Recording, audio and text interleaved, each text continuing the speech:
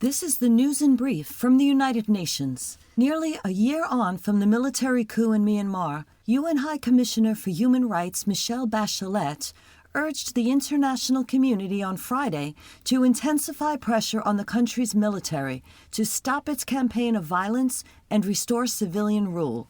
After speaking in person with human rights defenders there, Ms. Bachelet conveyed their appeal for the international community not to abandon them and to hold the military accountable. She urged governments and business leaders to listen to their plea, saying that it is time for an urgent, renewed effort to restore human rights and democracy in the country. Ms. Bachelet relayed chilling accounts of journalists being tortured, sham trials of political opponents, and indiscriminate attacks, including airstrikes on populated areas. And the UN Human Rights Office has documented on a daily basis gross human rights violations, mostly committed by security forces, including village burnings, mass arrests, summary executions, and the use of torture, all built on impunity. As long as impunity prevails, stability in Myanmar will be a fiction, she said.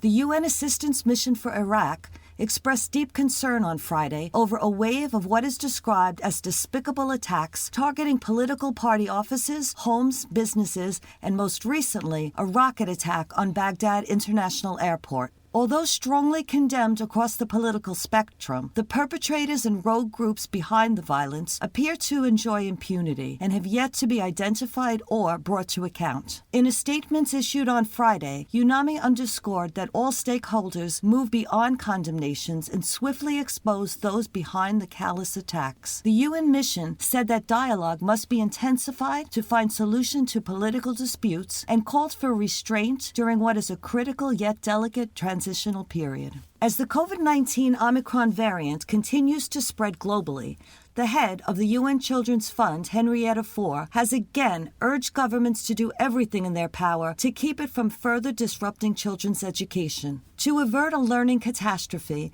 and put children back on track, she called for schools to be kept open as the #1 priority. Calling for bold action, Ms. Fore highlighted the need for comprehensive support with a particular focus on marginalized children, such as catch-up classes, mental health and nutrition assistance, protection, and other key services. She said teachers and school staff should be vaccinated immediately once frontline healthcare workers and high-risk populations had been inoculated. Ms. Fore said UNICEF supported vaccinations for children, but getting a shot should not be a prerequisite for in-person schooling. We must collectively do everything we can to keep children in school, she added. Liz Scafidi, UN News.